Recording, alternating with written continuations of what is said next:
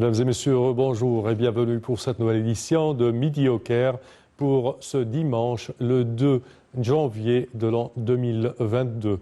On commence tout de suite notre sélection avec ce compte-rendu. Le président Abdel Fattah el-Sisi a tenu hier une réunion pour examiner la mise en œuvre d'un complexe industriel de prothèses. À cet égard, le président el-Sisi a enjoint de fournir un ensemble unifié et intégré de services médicaux de haut niveau aux citoyens à mobilité réduite sur une base scientifique solide dans le but d'alléger leurs souffrances et de les autonomiser et de profiter de leurs capacités de manière optimale et de les aider à s'intégrer dans tous les domaines de la société égyptienne. Et pour plus de détails, voici un compte-rendu. Le président Abdel Fattah el-Sisi s'est réuni aujourd'hui avec le Premier ministre Mostafa Madbouli, la ministre de la Solidarité sociale Nevin Qabbaj, la ministre du Commerce et de l'Industrie Nevin Guéma, Mohamed Aoud Taghiddine et d'autres hauts responsables. La réunion a porté sur le suivi de la position exécutive pour la mise en place d'un complexe industriel de prothèses. Le président el-Sisi a dirigé l'intégration des efforts de toutes les autorités concernées dans le pays et l'usage d'une expertise étrangère distinguée dans ce domaine afin de transférer la technologie et de posséder la capacité nationale de fabrication et de production en utilisant les meilleures matières premières internationales afin d'obtenir un produit de haute qualité. Le chef de l'État a également dirigé la préparation d'une base de données complète pour enregistrer le nombre de personnes à mobilité réduite au niveau de la République, ainsi que l'intégration des disciplines académiques liées aux prothèses et à la physiothérapie dans les programmes d'études des collèges scientifiques modernes. Le président el-Sisi a été informé des efforts actuellement déployés par les autorités compétentes pour établir un complexe industriel complet pour les prothèses, les appareils prothétiques et les aides au mouvement en coopération avec l'expertise internationale et les grandes entreprises internationales.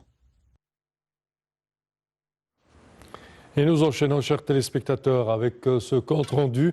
Le Premier ministre, Dr Mostafa Madbouli, a présidé la première réunion du Conseil de coordination des politiques monétaires et financières. Le Conseil, formé par un décret républicain, a pour but de mettre en place un mécanisme de coordination entre la politique monétaire et la Banque centrale et la politique budgétaire du gouvernement. Et pour plus de détails, voici un compte-rendu. Le Premier ministre Mostafa Madbouli a présidé la première réunion du Conseil de coordination des politiques monétaires et financières qui a été formé par le décret républicain numéro 584 de l'année 2021 afin d'établir un mécanisme de coordination entre la politique monétaire de la Banque centrale et la politique budgétaire du gouvernement. La réunion s'est déroulée en présence du gouverneur de la Banque centrale d'Égypte, Tariq Amer, de la ministre du Plan et du Développement économique, Hala Saïd, et du ministre des Finances, Mohamed Maït. Le chef du gouvernement a indiqué que cette réunion est la première du Conseil de coordination des politiques monétaires et financières, passant en revue le rôle confié au Conseil en matière de coordination entre les politiques financières et monétaires de l'État. Le Premier ministre a souligné que les sujets à l'ordre du jour de la réunion d'aujourd'hui comprennent les objectifs et les priorités des politiques budgétaires et monétaires au cours de la période à venir.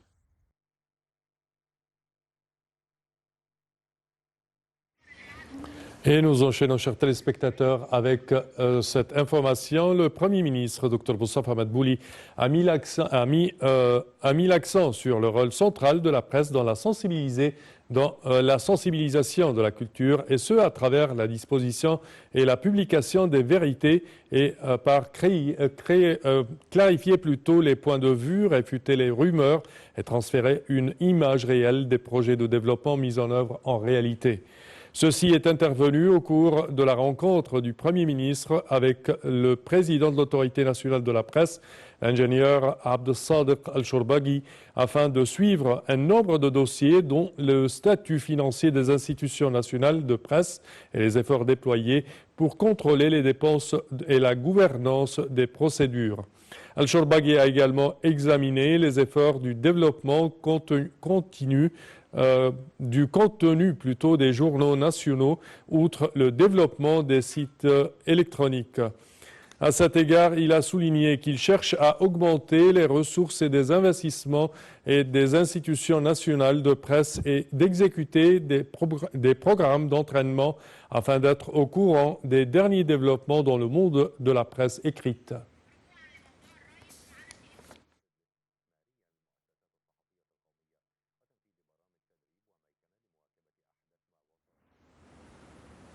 Et nous retournons à notre premier compte rendu. Le président Abdel Fattah el-Sisi a tenu hier une réunion pour examiner la mise en œuvre d'un complexe industriel de prothèses. À cet égard, le président Sisi a enjoint de fournir un ensemble unifié et intégré de services médicaux de haut niveau aux citoyens à mobilité réduite sur une base scientifique solide dans le but d'alléger leurs souffrances. Et pour plus de détails, nous avons le plaisir d'accueillir au bout du fil Dr Amr Abdelraouf, qui est consultant au Centre national des maladies tropicales. Bonjour Dr Amr. Allô? Dr Amr, bonjour.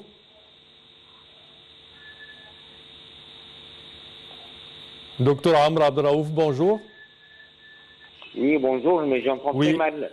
Est-ce que vous pouvez élever un petit peu la voix, là, s'il vous plaît?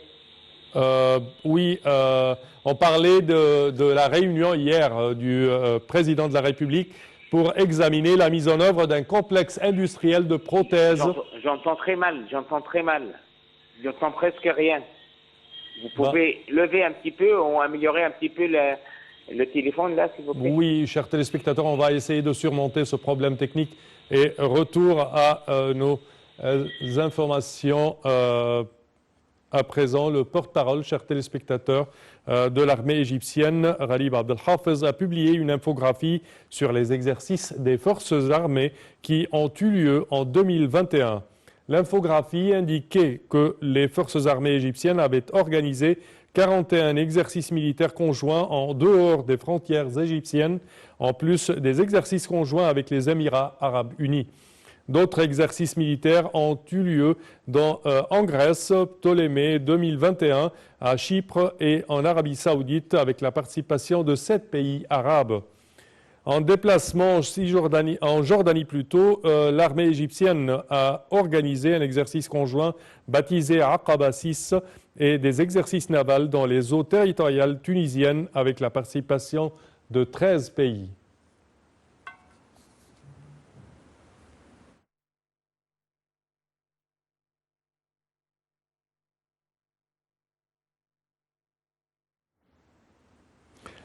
Et le ministère de la Santé, chers téléspectateurs, a déclaré que 539 personnes rétablies du coronavirus avaient quitté les hôpitaux de confinement après avoir reçu les soins médicaux nécessaires, augmentant ainsi le nombre total de cas guéris du Covid-19 à 320 563 cas.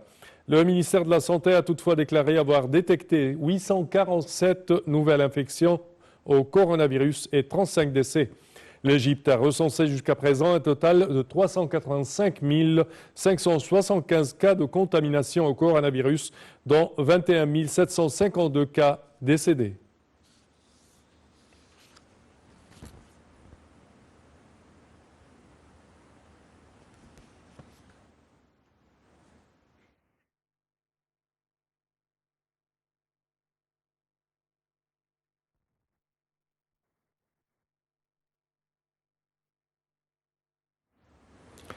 Et on a enjoint, chers téléspectateurs, notre invité pour parler de la réunion du président de la République hier pour examiner la mise en œuvre d'un complexe industriel de prothèses modernes et de dernier cri pour essayer de réduire les souffrances des personnes à mobilité réduite. Et nous avons le plaisir d'accueillir au bout du fil Dr Amr Abdelraouf, qui est consultant au Centre national des maladies tropicales. Bonjour, Dr Amr. Oui, bonjour.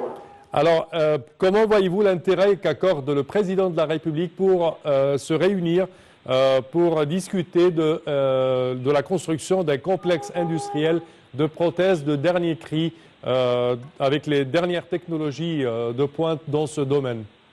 En fait, là, c'est une étape super importante. On voit maintenant une vie nouvelle pour tous les Égyptiens. Si vous voyez les personnes avec une mobilité réduite, et se considèrent comme un handicapé, ils n'arrivent pas à intégrer dans la communauté comme il faut, et là, ça revient sur eux et sur la communauté égyptienne partout. Donc, cette étape-là, ça va changer la vie de eux, la vie de toutes les personnes avec une mobilité réduite.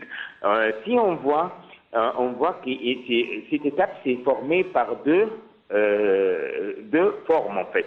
La première forme de faire une base de données pour les personnes qui ont des mobilités réduites. Donc l'État va avoir une liste des personnes qui sont handicapées. Et deuxièmement, on va faire une usine super énorme pour faire des prothèses et des prothèses soit longues, soit courtes, pour améliorer l'état de santé et l'état psychologique pour les malades. Ils vont revenir des personnes productives, comprenez? Donc, à part ils vont rester à la maison sans rien faire. Là, ils peuvent commencer pour travailler et pour être une personne productive dans la communauté. Oui, c'est une noble cause, je dirais, certainement. Je pense que ces prothèses seront présentées dans le marché à un prix réduit, n'est-ce pas? Si, exact. En fait, là, on trouve que le marché, il y a plein de marques, il y a plein de choses qui, quand même, qui ne sont pas à un niveau accepté. Donc, avec cette étape-là, on ira à un niveau très élevé pour toutes les personnes, avec un prix quand même incroyable, quoi. Donc, on donne la prothèse avec des qualités superbes et un prix incroyable. Parfait. Donc, en fait, c'est une étape qui donne la nouvelle vie d'Égypte, quoi. Certes. Docteur Amr Abdelraouf, nous tenons à vous remercier. Je répète que vous êtes consultant au Centre national des maladies tropicales. Et nous enchaînons, chers téléspectateurs, avec cette information. Le ministre des Ressources hydrauliques et de l'Irrigation, Mohamed Abdelati, a déclaré que les agriculteurs ont remplacé l'ancien système d'irrigation par un système de micro-irrigation, irrigation goutte à goutte, pour maximiser les avantages de la rationalisation de l'eau et des cultures à haute valeur ajoutée. Le ministre a ajouté que la superficie totale où les agriculteurs ont adopté le système de micro-irrigation atteignait 800 000 fédans de terres arables. Il a également déclaré que le ministère avait organisé une série de réunions, un nombre de conférences et de colloques pour sensibiliser le public à l'importance d'utiliser les nouveaux systèmes d'irrigation.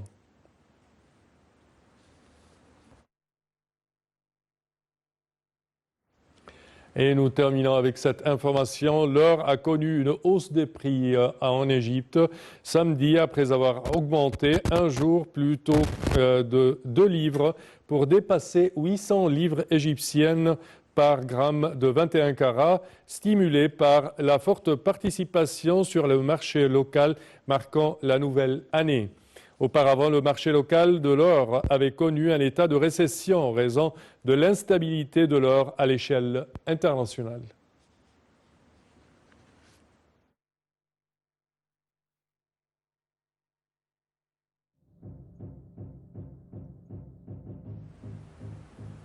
Et c'est avec cette dernière information, mesdames et messieurs, que prend fin notre édition d'aujourd'hui de Midi au Caire. Je vous remercie de votre attention et je vous donne rendez-vous demain à la même heure. Au revoir.